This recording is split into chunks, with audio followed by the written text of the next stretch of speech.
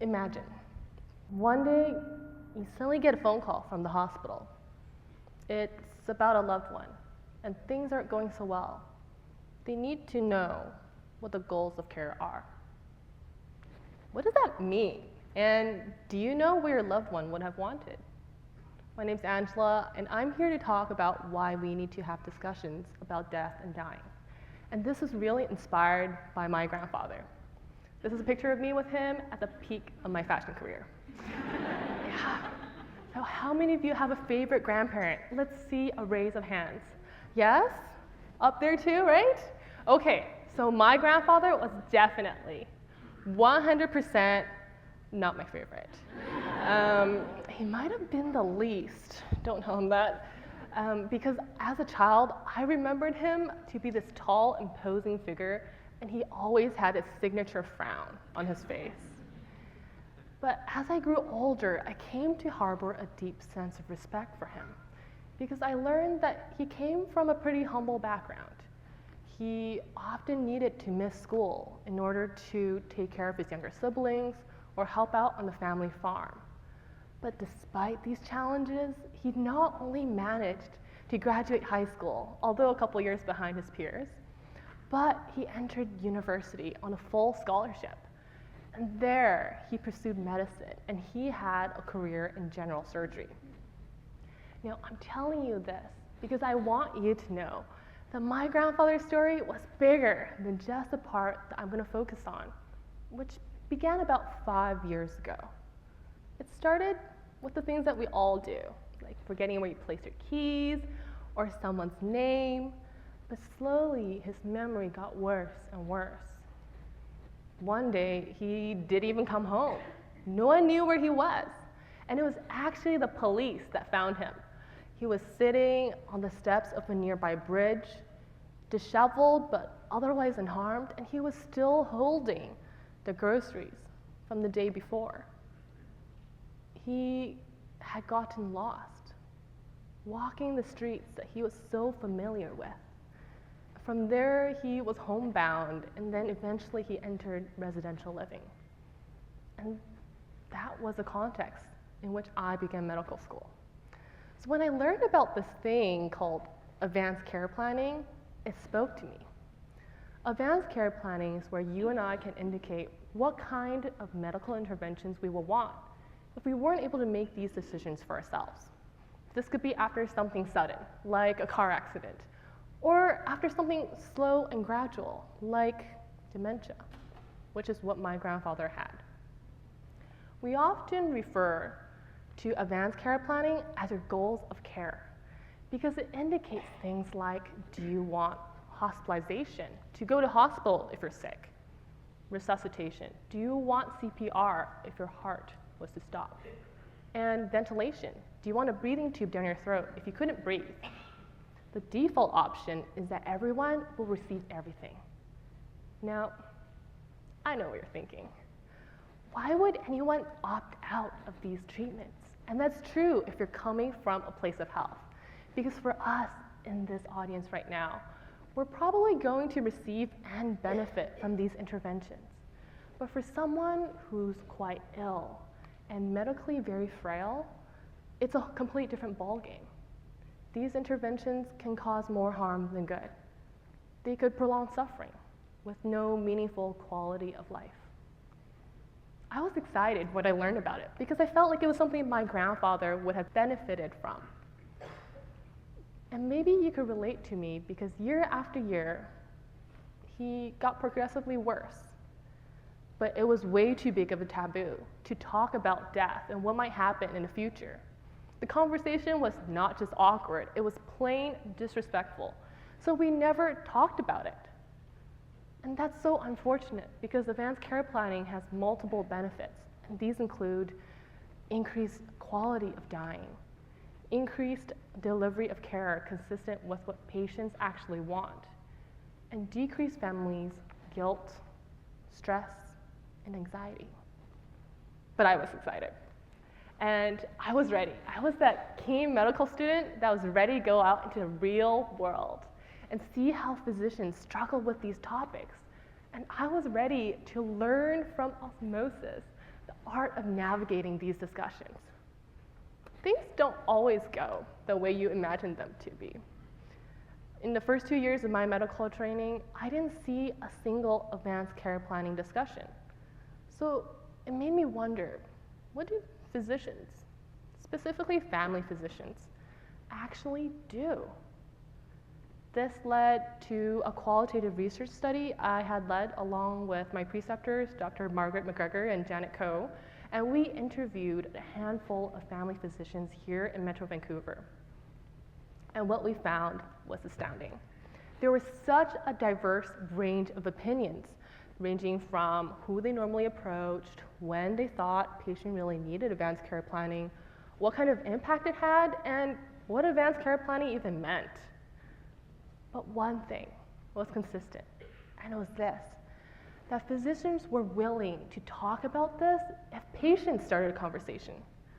And this echoes numerous other findings in previous scientific literature. And that's why I'm here, because advanced care planning can only go so far if we need people like you and I to be willing to talk about it in order to make it meaningful. I'm also here because I want to address some common misconceptions we have about it. So let's begin. Misconception number 1. If my doctor talks to me about death, it must mean that I am imminently dying. When was the last time you visited your general practitioner? I think it went something like this. You were waiting in the waiting room, you polished off all the magazines dating back to 1994. And then you enter the consultation room, and there you proceed to read all the posters on the walls twice. And at some point, your physician finally comes in. Now, what if they asked at some point, if you're really sick and you couldn't communicate to us, what would your wishes be? I think you're going to go like, oh, gosh, what's wrong with me? And how long do I have to live? Right? That is such a gut instinct for us. And physicians know this, which is why they shy away from these conversations until the last possible minute. But this is such a shame because advanced care planning should be a part of routine care. Maybe our reluctance to talk about it is a testament to how little we understand advanced care planning. The next time that someone talks to you about death or planning for the future, I challenge you to push down that rising sense of panic and just listen. Even if it's for a minute, just listen to what they have to say. Misconception number 2. Advanced care planning is only for those who are at the end of life. More and more we understand that we should be beginning these conversations sooner, and for multiple reasons. Specifically for the elderly population, we know the difference between health and illness can often be such a delicate balance. A simple cold or a fall can land someone who is really independent into a prolonged hospital stay. We also know that we're having these discussions way too late. Advanced care planning is often started when someone like our grandparents or our parents enter residential living. But at that point, only a third of patients have the cognitive ability to engage in these discussions. I think the best time to start thinking about this topic is when you almost feel like it's a little premature, because that means that you're healthy enough to wrestle with it in your own time. And just because you began early doesn't mean that you're locked down. This should be an ongoing discussion, and you're free to revisit it as frequently as you need.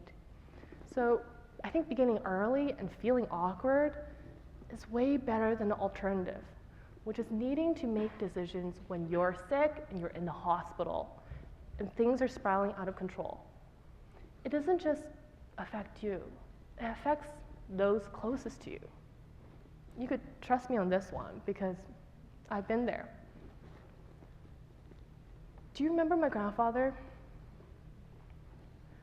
In the winter of 2017, my grandfather had a really bad fall. One way or another, he ended up tumbling and he hit his head and he was unconscious.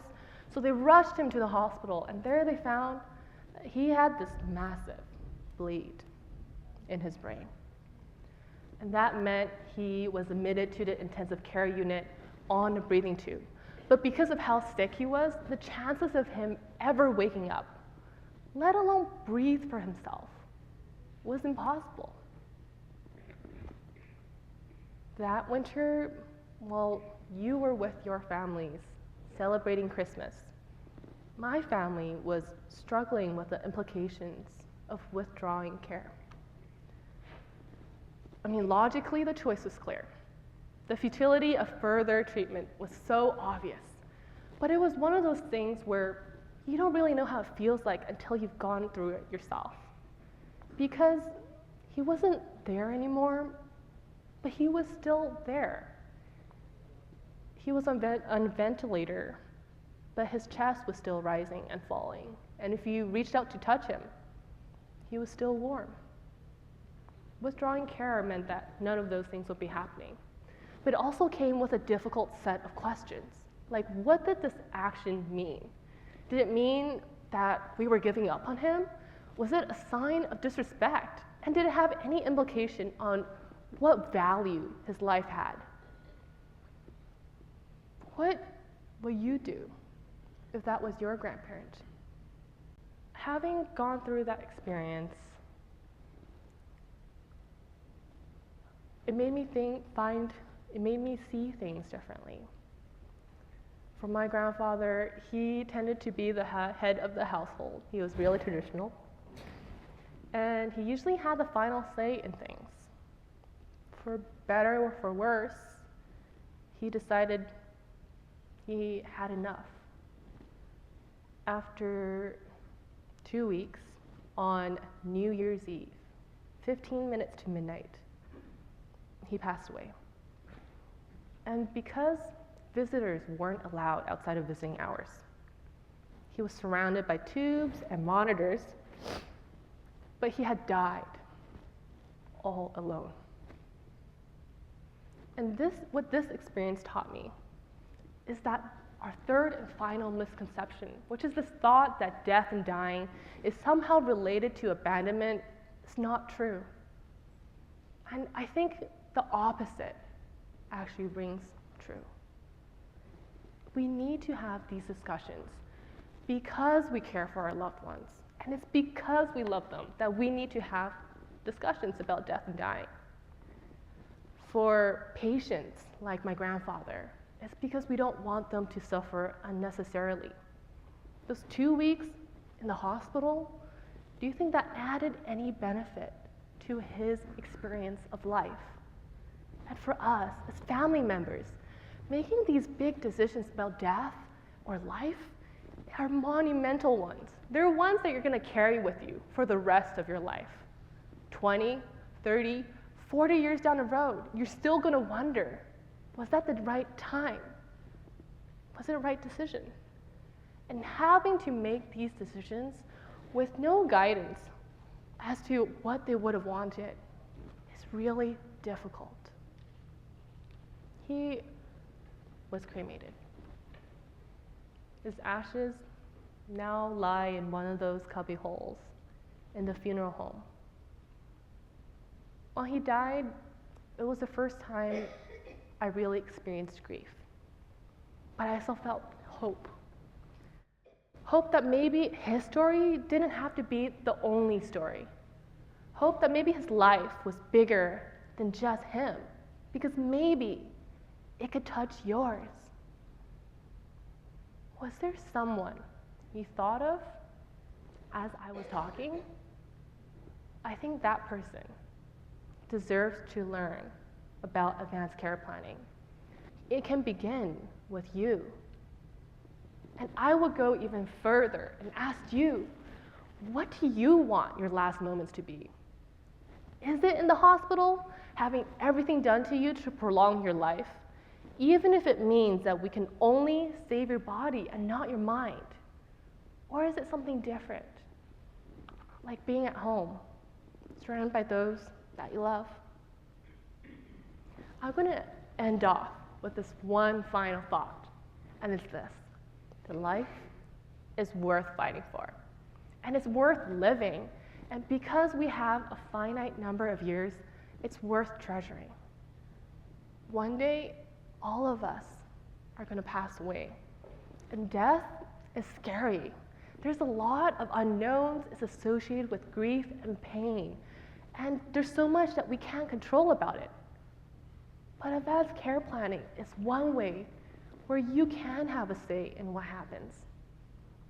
And that's why, ladies and gentlemen, I think we need to have discussions about death and dying. Thank you.